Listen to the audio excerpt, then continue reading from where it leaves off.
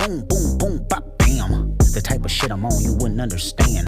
Every day, all December, I'm showing you one Norwegian Christmas tradition that I've grown to love since moving here 3 years ago. Let's talk advent calendars. When we lived in America, I'd never really done it. And now we have 9 that we do every day. Like I said, everything in Norwegian Christmas season and December is about counting down to the winter solstice when the sun starts to come back. And I clearly have embraced every tiny ritual that gets us through to that day.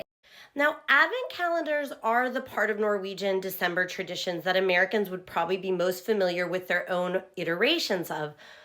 But I will say 2 things. One, I don't think they got that big until more recently in America. And 2, they're more often religious in America, although as I said, they've gotten more commercialized and more popular. Something I forgot to say in my video about Advent wreaths is that Norwegians are not religious as a nation. So that's what's a bit different, is they're doing things that we might in America associate with Christian traditions like Advent wreaths, but they're not religious. So yes, advent calendars in America might tend to be a bit more religious. Again, they've gotten more commercialized, but they haven't been as big of a thing as long and as ingrained into a cultural practice in America as they have been in Norway, in my opinion. So here's one advent calendar we brought from home. Like, yes, we did have this. This came from a godparent. As you can see, it's religious. You take out a piece of the nativity set every day. This one we also brought from America. You pull out an act of kindness to do every day. And that's really all we did. Now, some Americans do also do the ones where there's chocolate or toys, and that's gotten increased over the years. But in Norway, what is more traditional is that usually the mom or the parents make like envelopes with a little gift or something in them every day.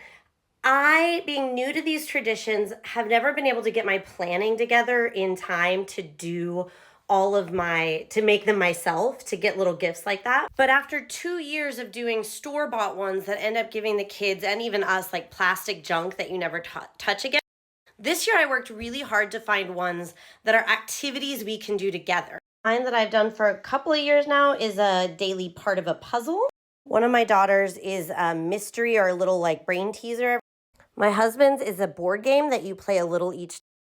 My other daughter's is little gemstones that you excavate daily. We even have lottery ones here, which just shows you how ubiquitous they are in Norway. Even the pets have them. Our dog at least learns to know the timing and the sound and sits with us. Next 2 days, we're going to go over the other countdown methods that Norway has. So check back in the next couple of days while I keep telling you the different ways that we all collectively count down day by day until the sun starts coming back in Norway.